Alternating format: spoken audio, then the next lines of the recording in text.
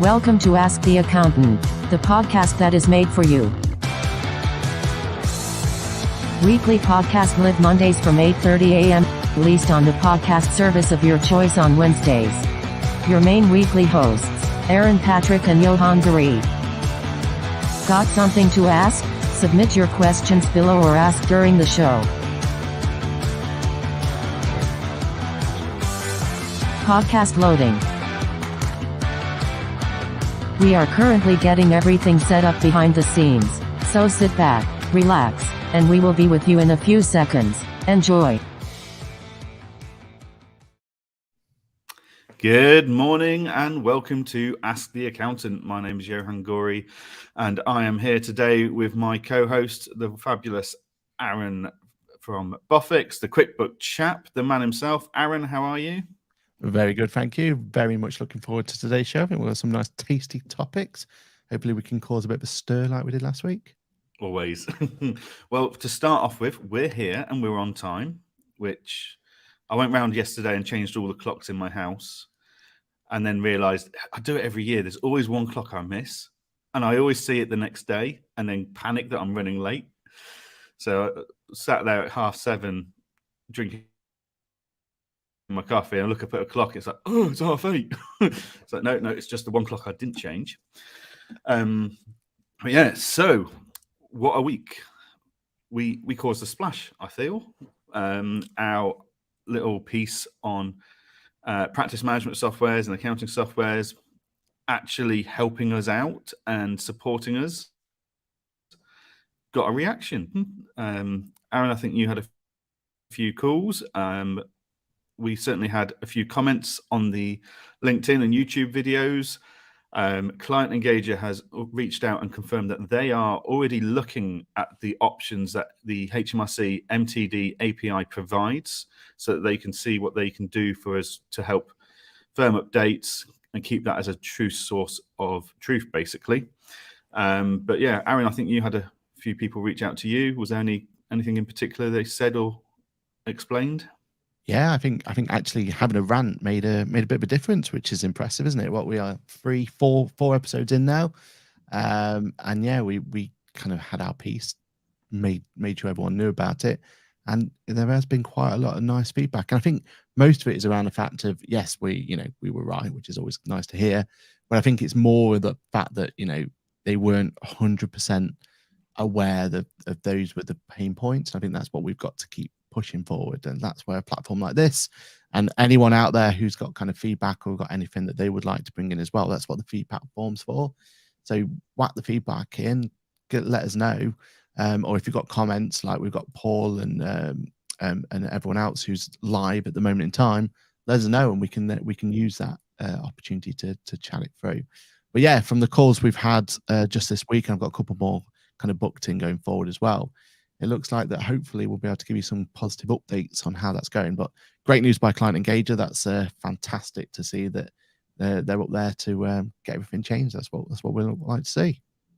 Yeah, nice public pledge of ongoing support from Client Engager on the LinkedIn feed the other day, committing to it all, which is fantastic. A lot of these softwares will tell us that they're doing something behind the scenes and we can't tell you, but when someone comes out and pledges it on LinkedIn, it gives you a bit of confidence that they're going to hold themselves accountable, which is nice. So what's happening tomorrow, Aaron?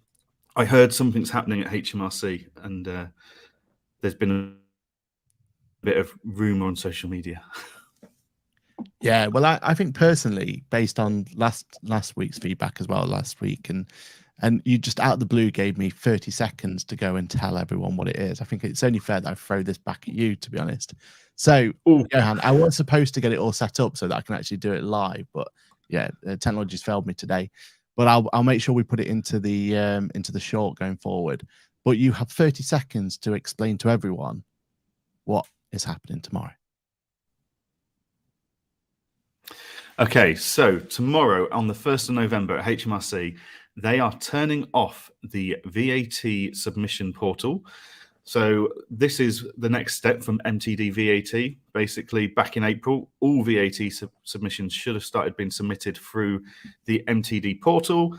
They are now getting to the point where they're ready to turn this off and force everyone through it.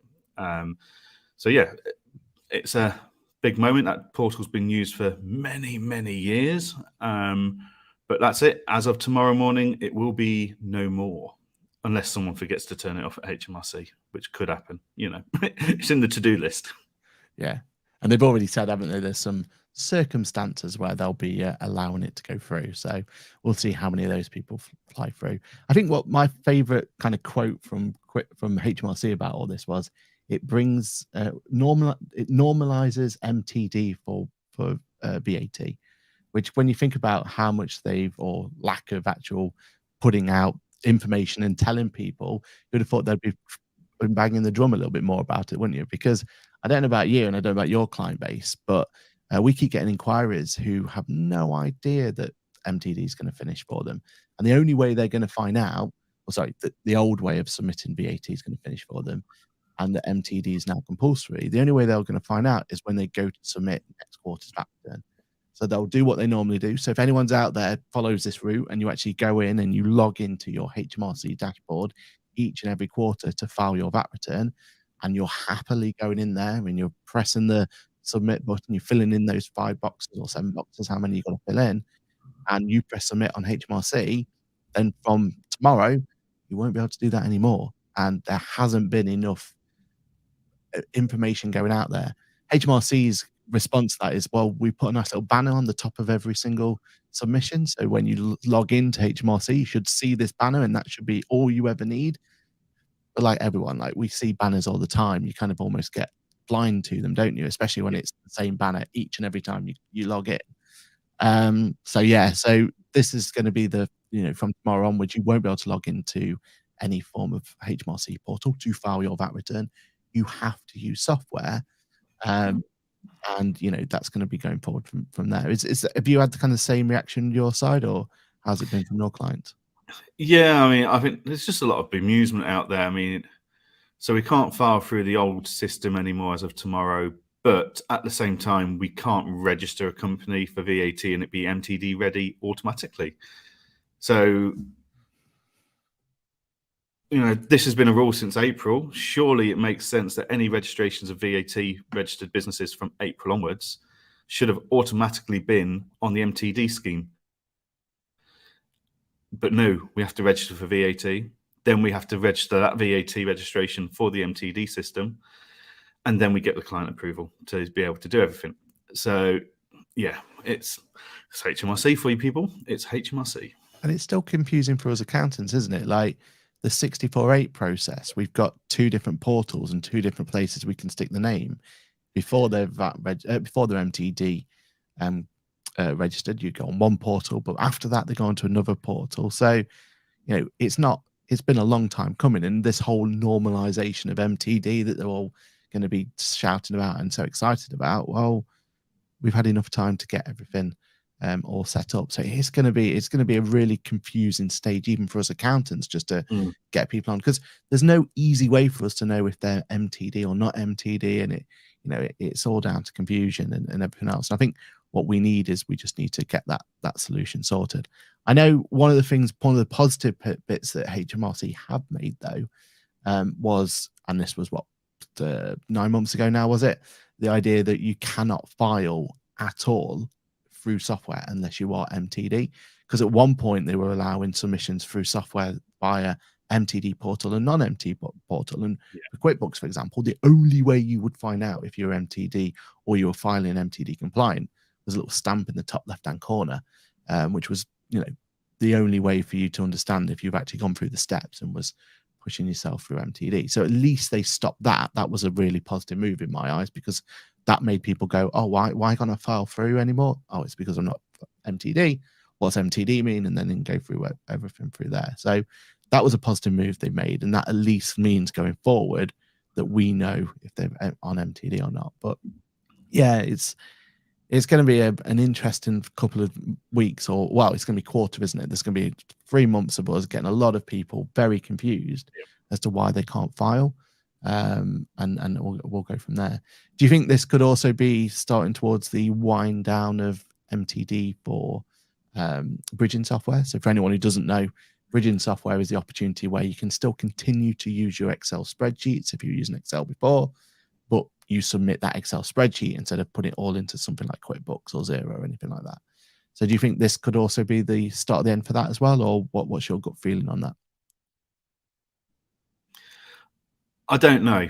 I'd like to think so, because MTD bridging software in my mind was only ever a sticking plaster, and I don't think it's anything accountants should have ever been really recommending. I personally think if you're going to solve a problem for a client, solve it properly, get them on the software, follow the rules, best practice, etc. But yeah, I mean, I think whoever's in charge at HMRC on fines and penalties, etc., should swap seats with whoever's in charge of MTD, because they are so militant and like there is no swaying them on a fine or a penalty. But then MTD rollout, it's like, well, we'll give you a few, we'll give you from April to November to make the final switch, and we're only going to allow bridging software for a year. Well, actually, now we've got it indefinitely, and that. If everyone should have been filing by the 1st of April onto MTD software, why didn't they turn off the portal on the 1st of April? No. If everyone should be filing through software, why did we allow bridging software for more than 12 months? I think they've made it messier than they needed to be. I think if they were quite strict and drew a line and saying this is the date and this is how you do it, it would have forced the change that they were looking for, whereas they've kind of watered that down and watered down the impact, I think, of MTD a bit. But I'm sure there's plenty of accountants and bookkeepers and business owners shouting at me through their YouTube and podcasts saying you're an idiot. But that's just my view.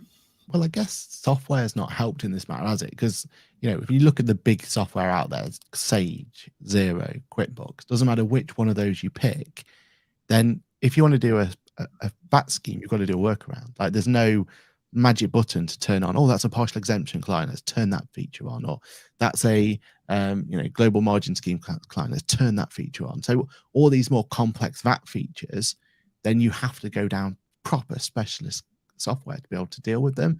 And for most clients, they don't need that speciality. They just, because of circumstances, like they've got a national lottery machine in their news agents or whatever it's going to be, because of circumstances, they're forced down a particular VAT scheme.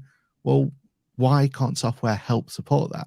Like some of my most popular videos and most popular kind of comments and everything else from the stuff I do online is all around designing solutions for software so that they can be compliant for these sort of schemes. Why wasn't that a priority for those solutions to go out there and go, right, let's build something that's going to solve partial exemption or solve all these things? So at least then there was an argument to completely get rid of the bridging solution. So it just feels like yes, it's a big ask, but I've seen software that can do it. Like I've used software before that can do partial exemption and all the other elements that are there. But surely the priority from HMRC's forcing and from software to be first to market should have been, well, let's find these ways of being able to do it for these VAT schemes that are in my mind, the only reason that bridging is still properly around, because of those complications. I assume from your point of view, you can't see anything changing on that for anytime soon, can you? No, I don't think HMRC have the confidence in their systems and processes to be able to turn around and say, right, we're scrapping bridging software. I don't think they're going to change tact very quickly. And I think they've all kind of moved on to ITSA now. They're all kind of, well, we've got MTD VAT, it's working, people are filing, that'll do. Let's move on to the next one. We'll come back to this in a few years' time and try and improve it further. Yeah, and we'll see how that goes. But yeah, it's just frustrating from my point of view that, if they were going to be wanting us all to go digital and everything else, and again, it kind of goes back to what we were saying last week. We were relying on software to give us those solutions, and there's been no talk about it. Like no one said, "Oh, we've got it in development. Do you want to try it out?" Or, we're thinking about going down this route. It's just like, oh well, it's quite a complex task, so we'll come back to that later. And it's at the end of the day, yeah, we're never going to come back to it by the looks of it for the mainstream software anyway. We've had some people chatting about it though, haven't we? Chariot accountants. So my feeling is MTD is a bridge to digital tax overall. Once it's the only way HMRC will drop.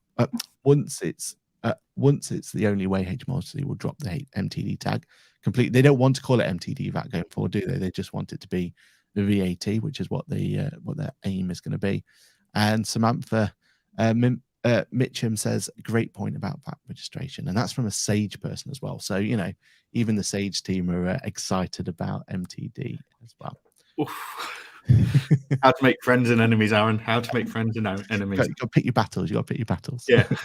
So moving on, Aaron, I don't know about you, but I have seen a spike in requests for cash flow tools and support to a degree.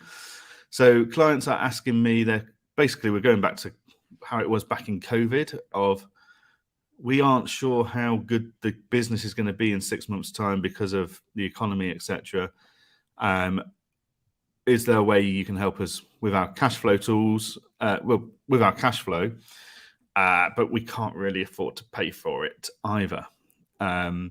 So we've certainly been promoting the QuickBooks cash flow tool, which is built in. I believe Xero's got a cash flow tool built in, which is free to use. I could be overstating and falsely advertising there.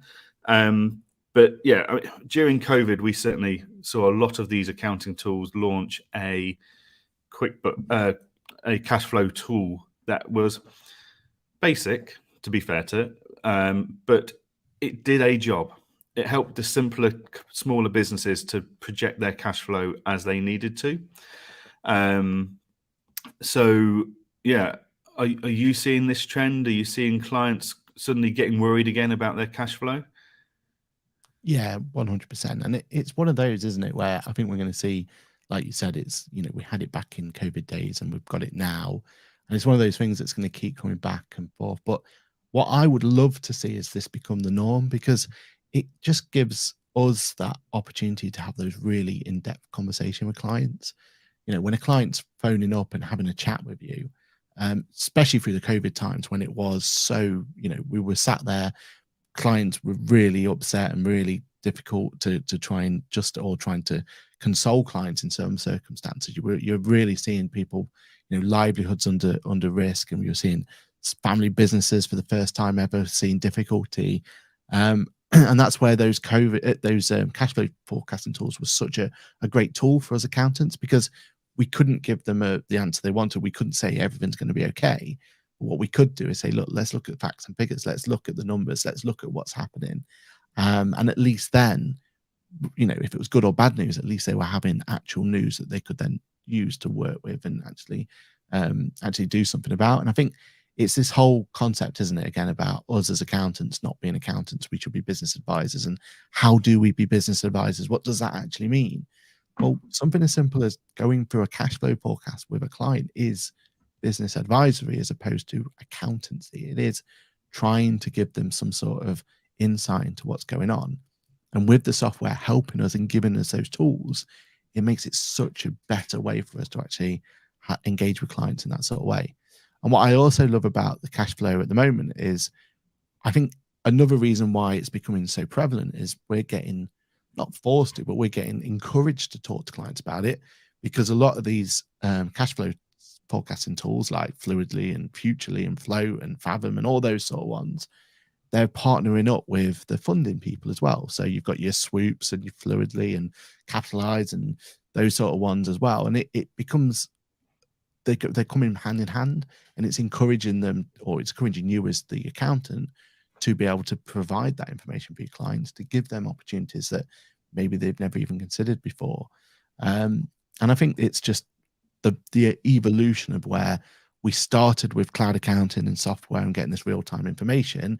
And I feel like now we're starting to get to that point where we're seeing, the fruits of our labor starting to come about, because we wouldn't have been able to do this before back in, say, 950 days or Excel days or, desktop days.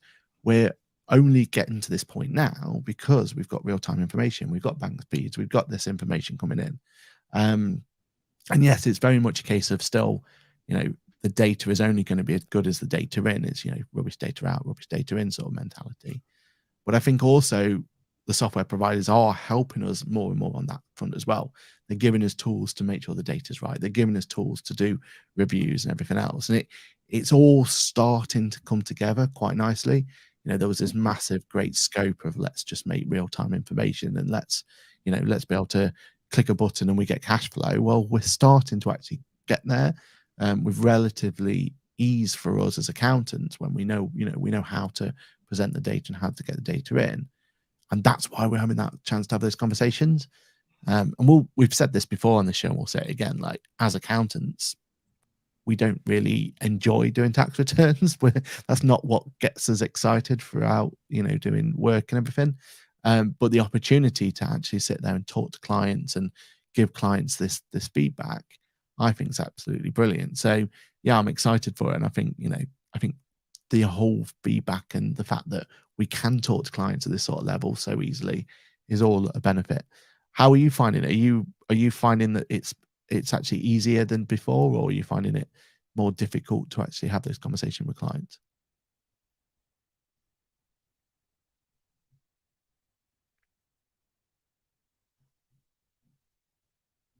Okay, Johan. I don't think he's here at this point in time. All right, we'll give him a time to get himself back up and running. Let's see if any people out there have any views on cash flow as well. I'm assuming that it's that I'm still talking, so that's all good, and it's just Johann's. It's probably been part of the worst possible time to have cut out for him. Oh, he's gone completely. That's exactly what we want. That's technology at its absolute best. So let me take that one off there. All right, okay. So it looks like a solo show for until Johann can come back in. So I'm just waiting for him to come back on now. So yeah, I mean, when you think about cash flow itself and how cash flow is going to be so prevalent to businesses going forward, I think this is a really good opportunity for us to see what as well we can get out of it. Because as Johann just said there, like the solutions that have been put on are quite basic. And Johann, you are back. Do we do a quick mic test? How are you doing?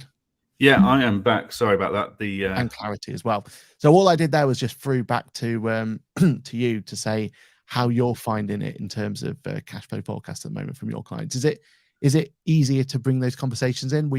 Back in the day, it was easier when it was COVID. We had that time and we had a reason to talk about it. And I know the economy's not great at the moment, but you find it easy to have those conversations? Yeah, I mean, I think our biggest challenge is clients want to keep their money in their bank, and we went into COVID as small businesses, the majority of which were debt free. Yeah, they've come out of COVID with debt, more debt than most of them would have ever been able to borrow without the government financial support that was on offer in bounce back loans and CBILS. Most banks and lenders would not have lent small businesses that volume of money from an affordability point of view. So they're now going into potentially another economic crisis laden with debt. So cash flow is going to be even more challenging this time. So what we're finding is clients want to look at cash flow, but they want to look at it themselves and kind of be guided as cheaply as possible on this. So they're not spending more money than they need to. So we've been pointing them all to QuickBooks cash flow tool, which is free. It's built into their software, with the majority of our clients being on QuickBooks. And then as far as using that tool, yes, there's a few phone calls, but we're actually pointing them towards our YouTube content and the YouTube content of other accounting firms such as yourself, Aaron, to explain how to use that tool so that they can then do it themselves. And yes, okay, that's not lining our pockets as such, but the goodwill that it builds and the opportunity to discuss cash flow and the importance of it after the economic crisis, it stockpiles, it gets better for the future.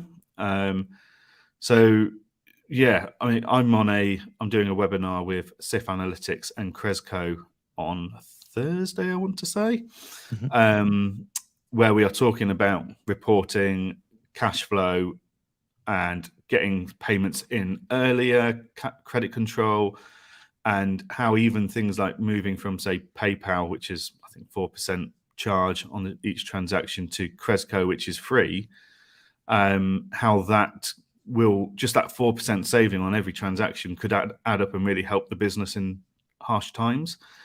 And one of the topics we've already said we're going to cover is the difference between accounting firms that are charging substantial amounts of money for this support, putting clients off, and accounting firms that are trying to do it as cost effectively as possible, if not free, and the benefits and the ups and downs of that approach that we saw during COVID, and helping share those lessons for the potential upcoming economic crisis that we've got ahead of us. So yeah, it's a challenge, because obviously we all want to support our clients and look after them, but we need to pay our team's wages. And if our team are delivering cash flow support free of charge, then that's not paying the wages. They should be working on stuff that pays the wages. So we've got to get a balancing act there. But clients are certainly revisiting their cash flow. And what I'm really pleased about, though, is clients have stopped caring about their balance sheets, and they've stopped caring about their profit and loss. You can run a loss-making business for several years as long as the cash flow is good. Your business could be profitable but bust in 6 months if the cash flow is not there.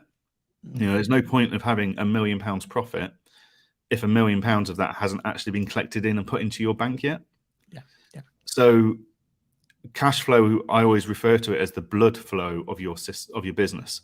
It's what keeps your business alive. And it doesn't matter what your statutory accounts say at the end of the year. What matters is there money coming in to the bank account to pay the bills, which is then going out? And then once that's gone out, is there more money coming in? Yeah, I love that take as well. And I think that whole point about the pricing of the service and everything else is where Charity Accountant says here, for me, it's not typically a conversation I really have with clients, as so many are what I refer to as hand-to-mouth workers. The reason we can't have that conversation is because we're almost scared to charge, because, like you said, if you do an astronomical fee, it's going to put them off and they're not going to get their support. So that balancing act is so important. And I think that's where software becomes so critical to us to be able to provide that.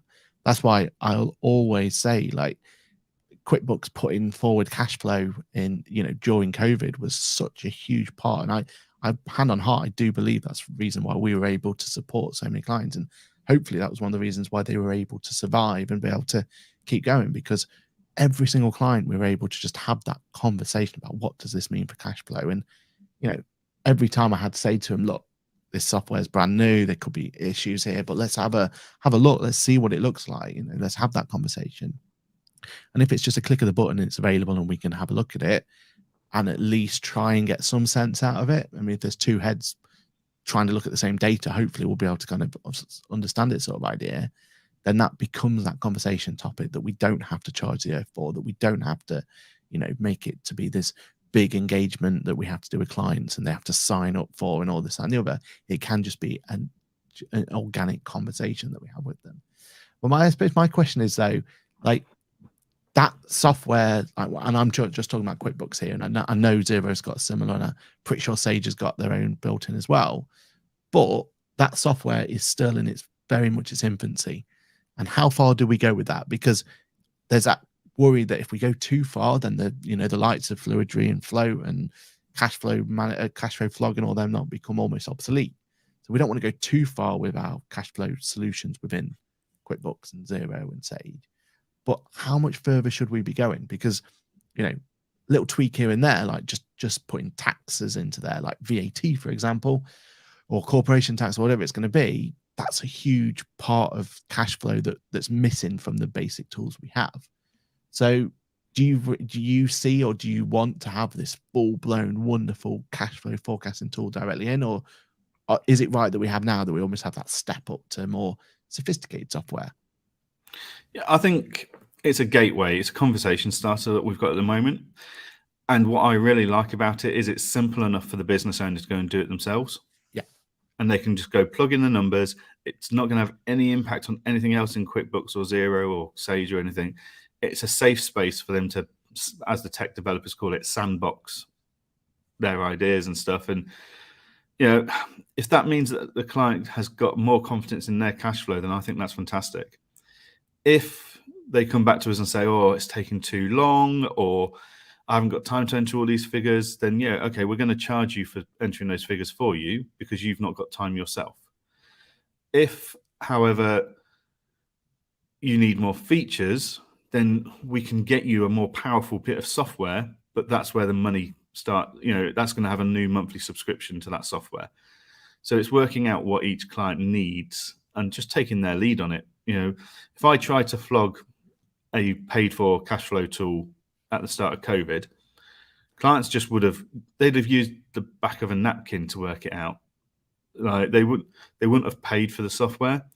The fact that we've helped them go from a back of a napkin to something such as QuickBooks Cash Flow makes their lives slightly better, and it's probably a bit quicker and easier and more reliable so it's a step up in the right direction.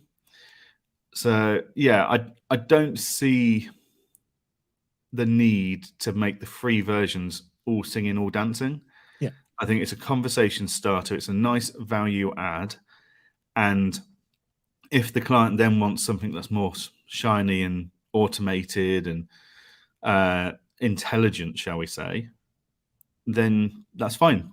But that is going to cost them probably £30+ a month in software alone, never mind setup fees and stuff like that. Yeah, I completely agree with that one, to be honest. And but I suppose the only counteract to that was when we were sold the dream. Can you remember the dream that was sold? And this was from QuickBooks themselves, one of the infamous QuickBooks Connects.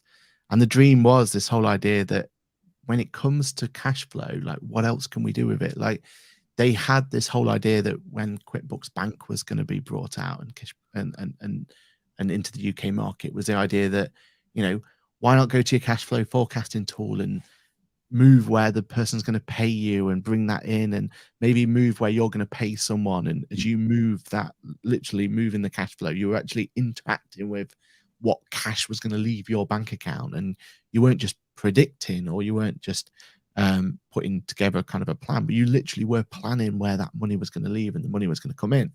And I thought that whole concept was so powerful. And so it's obviously it's just a concept and it's a pipe dream, but that's got to be something that we've got to work towards. And I suppose my only say on that is I don't think that, doesn't matter how sophisticated other cash flow solutions are, I don't think they're able as a standalone to be able to get to that level, that dream status. I think we need to have QuickBooks Zero Sage develop their own, because that's the only way they're going to have all the tools available to be able to do everything that we need or we'd like it to do to get to that end. So I suppose it's how far we want to take cash flow, and do we want it to just be a report that we can run at the end of each quarter, or do we want it to be the place where clients are going in and actually moving things around and pushing things here and there to actually keep on top of their business? So what do you think to that? Do you think that pipe dream can ever happen, or is it something that... I think that pipe dream to a certain degree is already happening in places like America. Yeah. So in America, they've got the cash flow, they've got QuickBooks Bank, and they can spot a hole in their cash flow, and they can invoice finance straight away from there, or they can apply for a loan from there. And that's down to different regulatory bodies, different rules and laws in America versus the UK. The banking regulations in the UK are considerably stricter, but at the same time, we're further ahead in tech in banking than the US. So I think we can't lay it all at the software providers' feet. I think there is a certain amount of responsibility that is caused by, if the banking sector and the FCA regulators, etc., aren't allowing certain things to be built, we can have as many pipe dreams as we like, but certain things are out of the software provider's control. And that they're delivering that pipe dream in America, so we know it can be done. What we need to work out is how we find a way around that in the UK with the current systems and regulations that are in place. Yeah, I think you're absolutely spot on there. And I assume though that that's not something that's going to go away anytime soon. We've just got to accept that's the position we're in, and until we can do that. Or, as we said yesterday or the week before, is it time that the QuickBooks and the Xeros and the Sage Word properly open up their APIs, and then they let a third-party solution come in and do that solution for them? Because if Cresco could have that opportunity, I'm sure that's sort of thing that they would love to be able to plan payments for you and things like that. But the solutions like that don't have the APIs to be able to do it at the moment, do they? No, that's the biggest problem, is the APIs that are allegedly open. Yes, they are open APIs, but those APIs don't reach into every nut and cranny and every feature of QuickBooks or Xero or something. It feels like there's more APIs reaching into more features within Xero than there is in QuickBooks, but it's certainly it's still not fully open. Yeah, completely right. We've had some comments as well. So apologies, don't know who this person is, but we've got a LinkedIn user coming through saying, cash flow, what cash flow? I'm afraid to say you are missing a big chunk of the problem, where there will soon be no more business because the WEF is trying to wipe us all out. Do your research, they're not hiding it, and the sooner we can work together on this, the better. It's only going to get worse if no action is taken. I mean, there's definitely a good point there, isn't there? It's not, we can talk about cash flow till the cows come home, but yeah, there is definitely going to be a lack of business opportunities if if everything's going to happen. And we're going to be reliant on things like the budget coming up and how that's going to support small businesses and support our businesses forward as well. And then we've also had a mention here, as mentioned, we find there is a perfect irony in a lot of our clients that want a cash flow are those that are unable to pay and have a full cash flow done by us and would benefit most from them. And that's that juggling act you were talking about, wasn't it, Johann? Yeah, there's always a juggling act to be had there, and a lot of it comes down to us being able to explain the value to the client. I mean, there's a lot of clients out there where, for us, their cash flow is so simple. Actually, they can do it on a tool like QuickBooks Cash Flow. They don't need. We're not adding any value. We're probably just saving them time, but actually, we value our time probably more than the client values their time. So it would work out cheaper for them to just do it themselves, and that's fine, especially if they've got a very simple in and out type thing. But yeah, there are clients out there that really need a decent cash flow done and would be much, much better off. But is that the client's fault for not understanding that, or is it our fault for not explaining that? So would be my challenge to that comment. Yeah, you're exactly right. But I think you've already said it. It's a tool for a conversation, isn't it? It's a conversation starter or a conversation enhancer, as I like to see it as, because I'm having those conversations with clients all the time about year-end accounts or explain a VAT return or something, or asking to have new services. Clients are booking time with us more than ever, it seems, at the moment, just to have a conversation about something. And always when they have that conversation, it's because they've also got questions they want to ask. And that's the whole point of us providing our services. We're providing our time. But if we can add to that conversation as well, while we're here, let's just have a look at that cash flow. If we had that confidence each and every time that cash flow forecast was just, it would never be perfect, but at least it's going to be in the right line and there's going to be enough there to pick apart.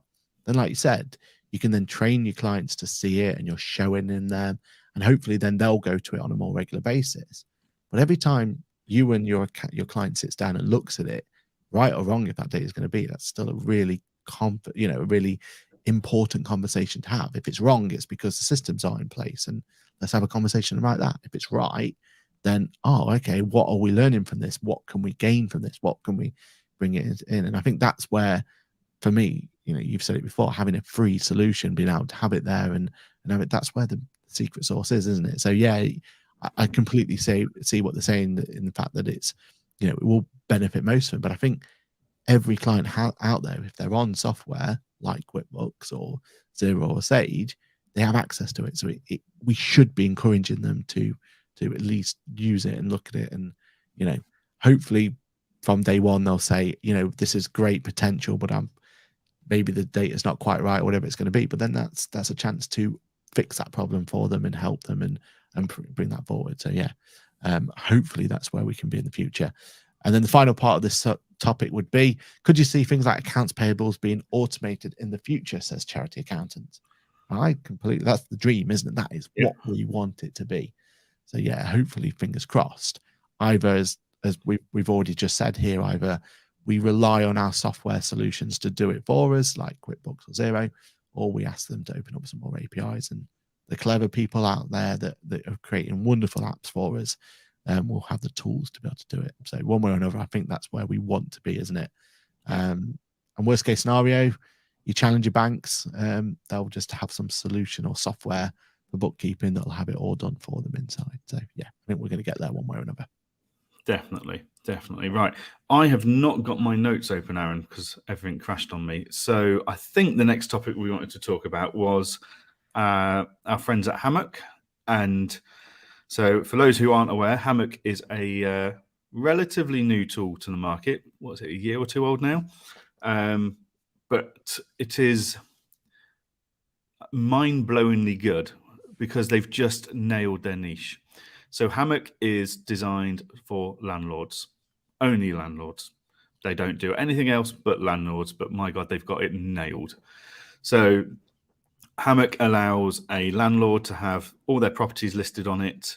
It allows them to have them listed and to do the bookkeeping for these properties, regardless of whether some of those properties are sole trader, some in partnership, or some in limited company. You can do it all in one place. That is just a fantastic solution for landlords. And they are getting some traction. It's not just as accountants that are thinking that this is an incredible bit of kit.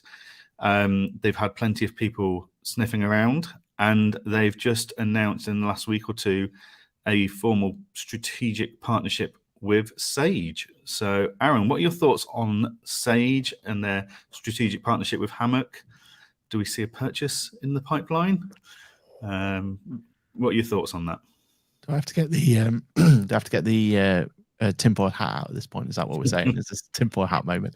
No, I think this is, honestly, from a Sage point of view, they've done the right thing here. Like, the software that Hammock's produced, and like Johann's just said, is absolutely brilliant. And that whole idea that they've niched down, they've looked at what they need to kind of provide for their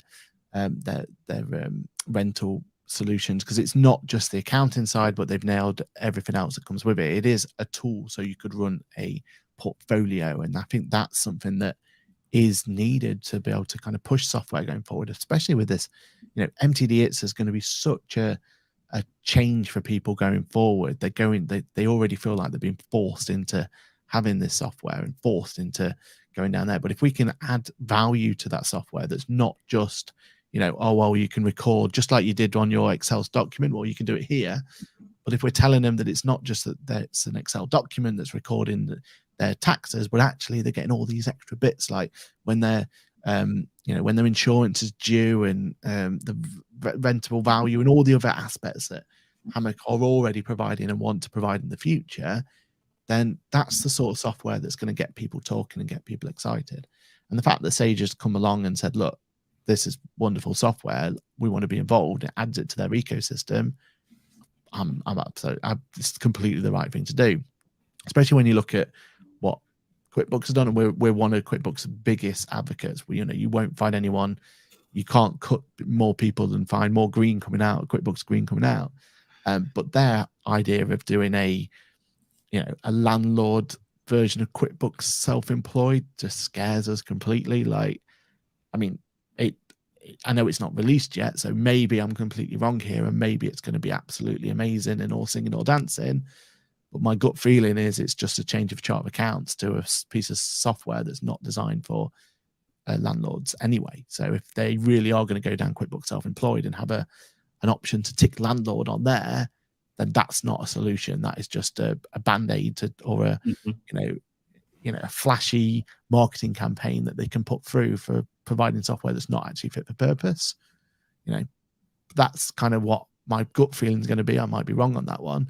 But Sage's idea of going, it's going to take us years to develop a piece of software that's going to be compatible to the likes of Hammock. So let's go and actually get best on the market, and let's give the opportunity to do that. And I think from Hammock's point of view, it's great as well. Like, behind the scenes, basically, they just continue developing their software, but they put a nice little Sage stamp on it somewhere, and people can kind of go from there. So it does make the whole Sage ecosystem that even more attractive than it ever has been. I mean, it's great. I mean, it's going to work out for everyone.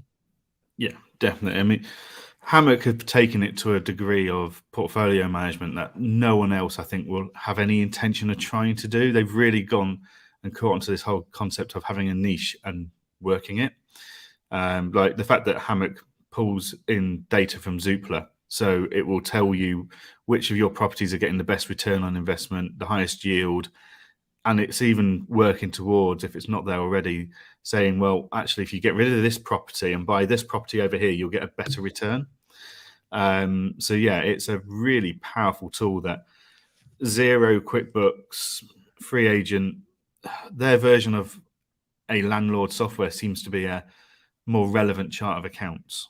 With an MTD, it's a feature built in, and you will need a different license for each one of them for each style of portfolio property you've got in the form of limited company, partnership, sole trader, etc. Hammock have really nailed it, and you can tell that it's been built by people in the landlord industry themselves. They're all landlords, and they have got people in there that are landlords that have worked in and around QuickBooks, certainly, over the years. So yeah, really powerful bit of kit, and it's going to be interesting to see what happens. I think Caroline has asked on YouTube if this connection means Hammock won't be compatible with QuickBooks. Hammock isn't compatible with anything, technically. Hammock is its own standalone bookkeeping software that then will generate account information, trial balances in effect, and tax estimates is the plan, I think. And when MTD ITSA comes in, they're planning to file self-employed stuff directly into HMRC for you.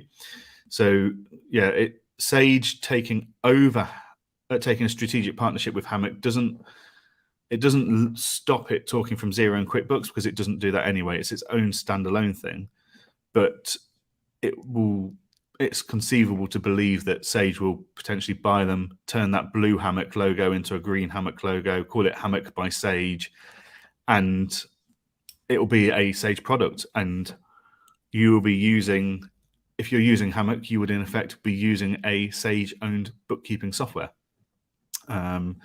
So yeah, and that's then down to whether that's something you want to do or not. Personally, I try and avoid Sage-owned products, so I'm really hoping Sage don't buy out Hammock, but I might need to leave my dislike for Sage products and the old Sage brand behind and move on myself. I need to perhaps sort myself out there and move on with my prejudices. But yeah, Hammock's a great software, but to answer Caroline's question, it is a standalone bookkeeping general ledger software that doesn't need to integrate with QuickBooks or anything like that. Yeah, what we would like it to integrate with is your accounts production software later down the line, isn't it? That would be more of an interesting conversation. But if we get our tinfoil hats on and as Samantha says here, as they come on over to the QuickBooks world, Sage world, then maybe more likely it's going to have some sort of Sage integration to their accounts production solution. One thing I would say though is, that argument the point we made last time about softwares need to do more to convince us as accountants, like which brand do we go with for our MTD? Which one should we start investing in? I mean, this sort of partnership is exactly the sort of thing we're talking about.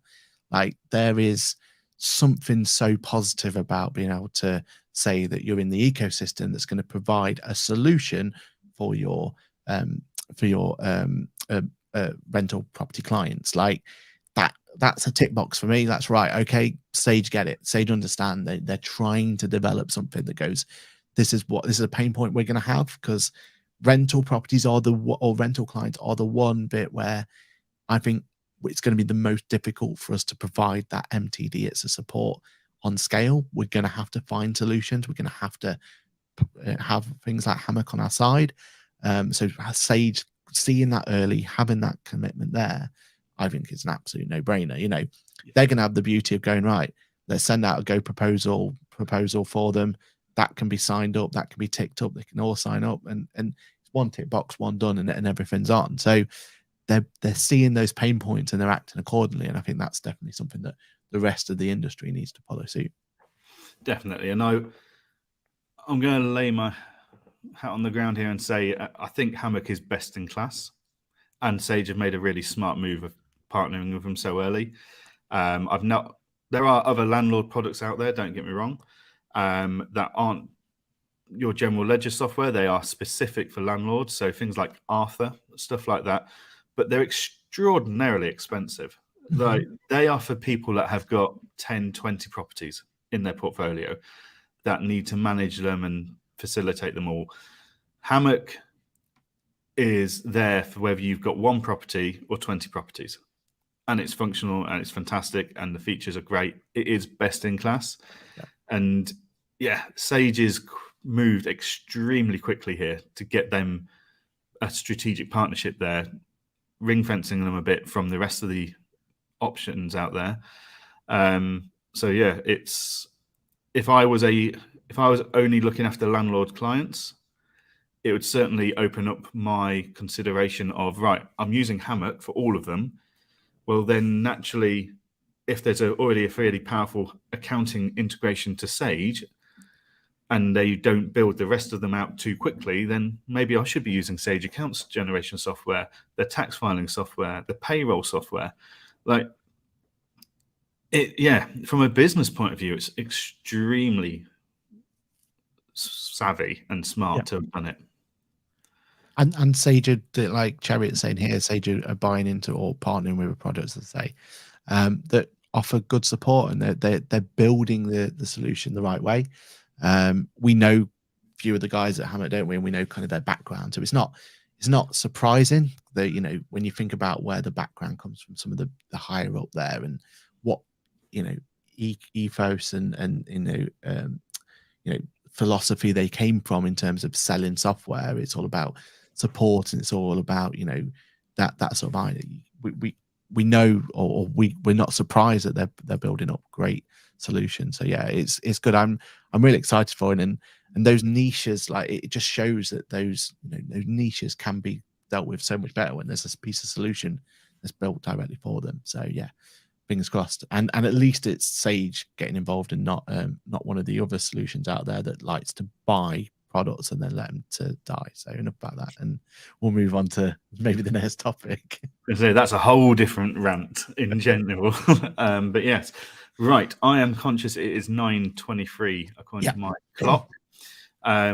We did have quite a long list of questions come in.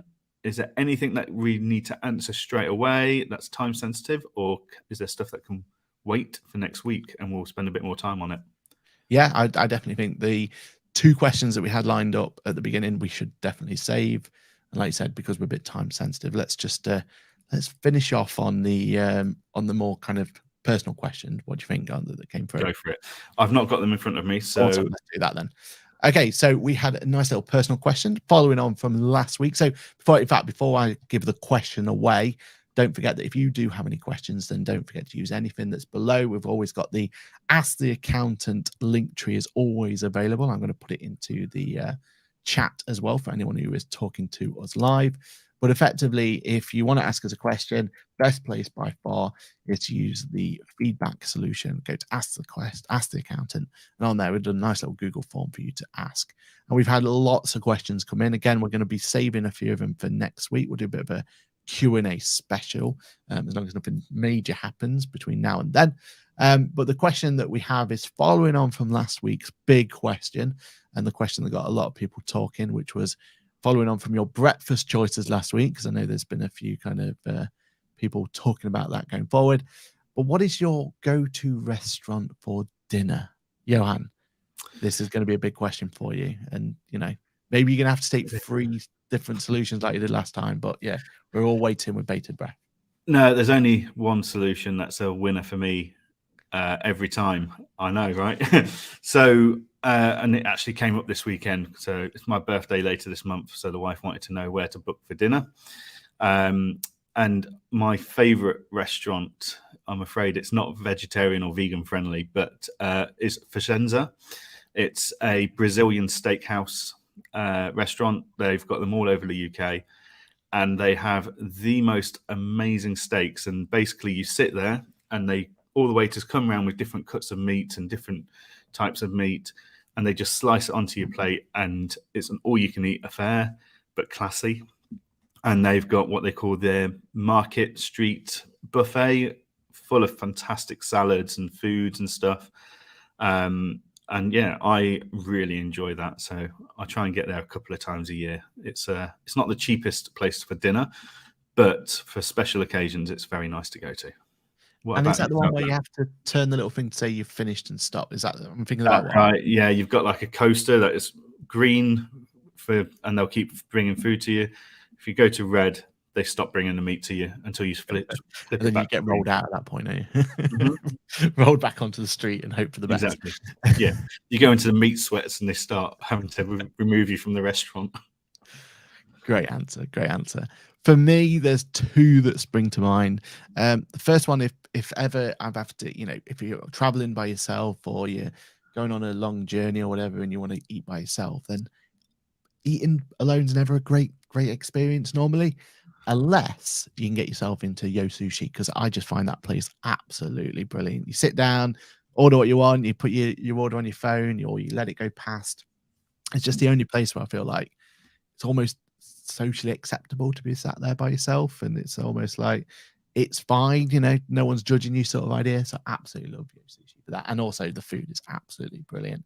So it's kind of my go-to fast foodie type event. And yeah, if ever I'm doing a trip to London and having to sat in St Pancras ready to go back down to Derby, or back up to Derby, should I say, then yeah, I'm frequent to going over to Yo Sushi. But my kind of probably my favorite just meal place to go out and just have like socializing for him, it's got to be Miller and Carter for me, which is similar kind of concept. Yeah. But yeah, Miller and Carter, the only place where I get excited about lettuce, because it comes in with that big chunk of lettuce and the sauce that's on there. So yeah, Miller and Carter will always hold a special place, and get yourself in there and enjoying that, I think, is the right thing to do. So yeah, I think I was expecting kind of some sort of client recommendation from you coming through, but no, there's nothing you can think of. A lot of my clients, I mean, if you're staying up in Dunkeld in Perthshire, there's a fantastic hotel bistro place called the Apple Hotel, which is absolutely outstanding for food and customer service. But yeah, no, Miller and Carter. My father-in-law's recently discovered Miller and Carter, and so I've got to go around to his and do a capital gains tax return this week for him. And in payment, he's taking me to Miller and Carter later. Perfect. Absolutely perfect. Absolutely fine by me. That's the kind of payments I can accept in kind. Love it. Absolutely love it. All right. Well, I think that's the end of today's show. And look at that for timing. Absolutely smashed it. Got it there over the line. So, Johann, is there anything that people should be looking out for, excited about from your point of view, while I try and get the outro and everything ready? Oh, Christ, what's going on? So we have got QuickBooks Labs on Wednesday at 5 p.m. on YouTube, Facebook, LinkedIn, etc. So come and join us for the latest news on QuickBooks. I think we're doing a topic which is woulda, shoulda, coulda. What softwares and other accounting organizations could, would, or should QuickBooks have acquired before their competitors? So that could be quite an interesting topic, especially after today's conversations. And then I am doing a webinar with SIF Analytics and Cresco on Thursday. I'll post that on my LinkedIn channel, talking about reporting software, the value it adds to clients, and how accountants can support their clients through an economic crisis, taking learnings from COVID, basically. Where does that put us? That's like the 5th of November. I think that's it. I think. Busy week ahead. What about you, Aaron? That sounds of it. So anyone who's doing training on QuickBooks Advanced, and you'll be hearing my wonderful voice. I've got QuickBooks Advanced this week. So looking forward to training that one. And also we've got a big get together with all our trainers the week after, which is I'm really looking forward to, because that means we can start trying to plan ahead and maybe, find some ways in which we can make the training even better for everyone. So anyone out there getting there or haven't yet got their advanced training, then go get themselves signed up. Highly recommend it. Go over to your QuickBooks Pro Advisor station and get yourself signed up there. and you can get training from the very best, if I do say so myself. And then my video to look out for, I would say this one. I'm quite excited about this video. So I did a bit of a video where it was cool tech, but can it run QuickBooks? So I've gone through, and I won't ruin which ones I've gone through, but I've gone through some quite obscure solutions that actually do run QuickBooks Online. So it might justify for you going out there and getting a little spend on there. So if you, especially with Christmas coming up, and you think to yourself, do I want to spend a bit of business money on X, Y, Z and treat myself? Well, you know, I won't ruin it for you, but there are some quite interesting solutions out there that don't just do QuickBooks, but, you know, can do QuickBooks on the side if you need to. So yeah, highly recommend listening out for that one. And I will do one more plug as well. We are 996 subscribers over on Buffett's Accountancy. So we are so close, so close. So if you do have the opportunity, go over there, give it a like, give it a subscribe, everything else goes with it. And speaking of plug, that's a wrap. Don't forget, we're live on Monday, 8:30 every single week, hopefully. There might be one week that I've got to talk about you off air, but the links are ready and live to submit questions. But do please like, subscribe to all the channels that we're pushing on here. So Johann's personal YouTube channel, Johann's LinkedIn, my YouTube channel, Aaron Patrick QuickBooks Chap. Go give them a like, subscribe, and all that sort of stuff. And if you do have a spare few minutes, please go and give a like and a review on podcast services of your choice as well, because that really does help. And I think that's everything, isn't it, Johann? I think that is it. I think that is everything. I think that's a fantastic show, packed full of opinions and rants, as always, as it should be. So that's everything from me. So thank you very much to everyone that's listening. Goodbye from me. It's goodbye from me. Have a good week, everyone. Bye.